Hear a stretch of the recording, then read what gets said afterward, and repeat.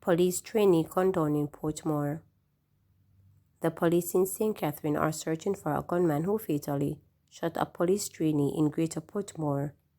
The deceased has been identified as Rochelle Nelson, a 32-year-old student constable of a Greater Portmore address. It is reported that about 11:30 p.m., Nelson went to transport a relative to an event. He was seated in the Toyota motor car when he was pounced upon by a gunman who opened fire, hitting him in his upper body. He was assisted to the Spanish Town Hospital where he was pronounced dead. No motive has been established for the fatal attack.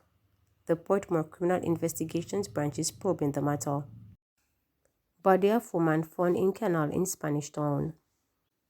A police investigation is now underway in a case of suspected drowning in the vicinity of Port Henderson Main Road in Spanish Town, St. Catherine on Friday.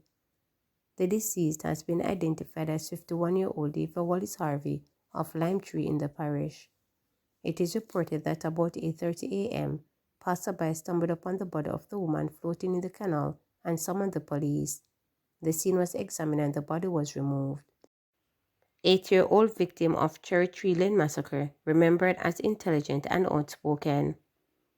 Aiden Barter, the 8-year-old boy who was among 8 people killed in Cherry Tree Lane in Fort Pass, Clarendon, was yesterday remembered by his family. He was remembered as intelligent, outspoken, and remarkably brilliant. Aiden's aunt delivered a heartfelt remembrance at his funeral on Saturday at the Ebenezer Baptist Church in Fort Pass. Phillips told the gathering that they share a special bond and that he was like a son. She shared with the congregation his aspiration of becoming a soldier. With the hint of a smile, she noted that Aiden had already mastered systematic demeanor, often sporting a serious face that left a lasting impression. Phillips recalled Aiden's encounter with members of the Jamaica Defense Force in his community, sharing. On one occasion, they stopped and engaged in a conversation with him and even placed him in the back of the Jeep, his best day ever. He was very passionate about becoming a soldier in the future. Whenever he saw soldiers passing by, he would shout, "Soji."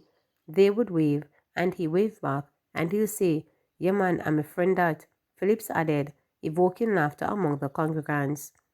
Sub-Officer in charge of the Community Safety and Security Branch Police Area 3, Sergeant Clover, in his tribute, urges parents to instill discipline in their children and refrain from condoning their wrongdoing, stating, "Because those who commit the crimes are children of others, and as parents, we need to understand that if it continues, at some point, we are going to cry as well."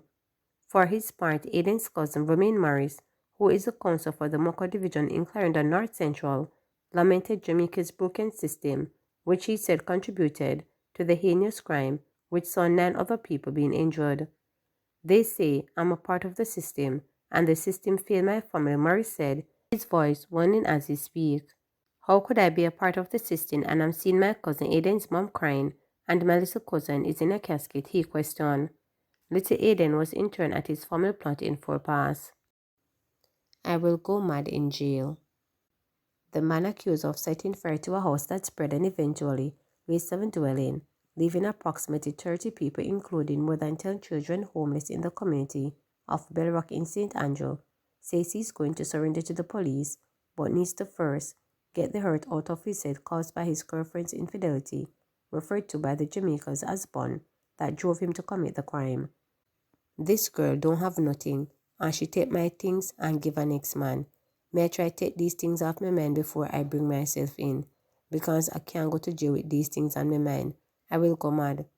When you are with somebody for as long as it is hard, just walk away. I have to try and get these things off my head.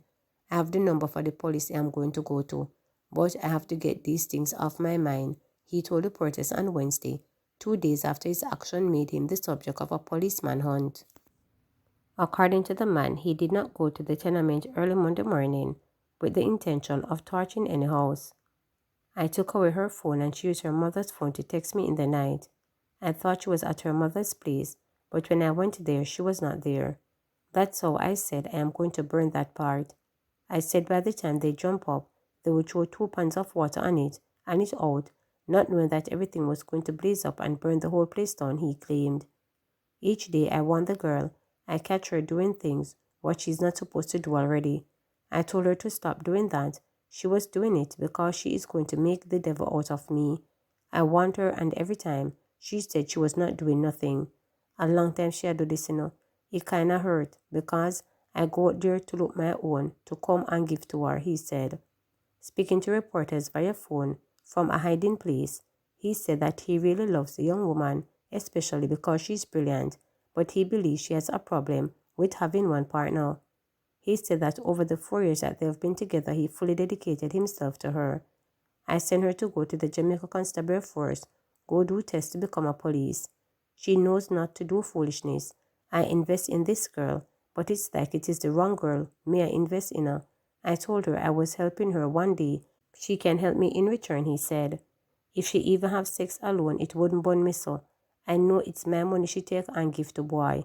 That lick up me head. And me get dark like me no have no sense. Them thing they hurtful, the man stated. John was star. I just because me get ignorant.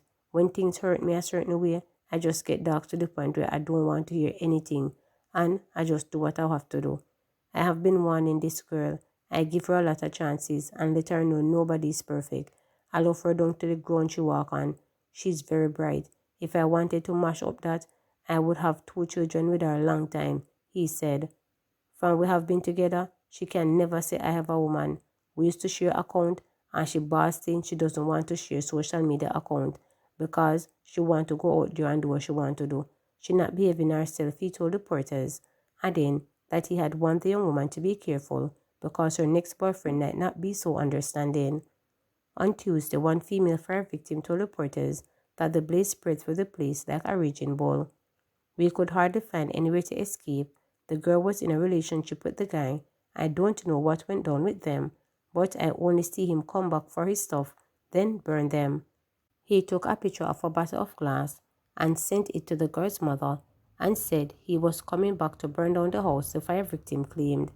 Some people took it lightly, called it some Monday morning about 3 a.m. I was in my bed and I heard my mother say, "Fire." My mother got up because she smelled the smoke. She kept saying, "Fire." So I grabbed the 2 children and exited the building. I was afraid, she said. Bell Rock is the Prime Minister's Andrew Holness's West Central constituency.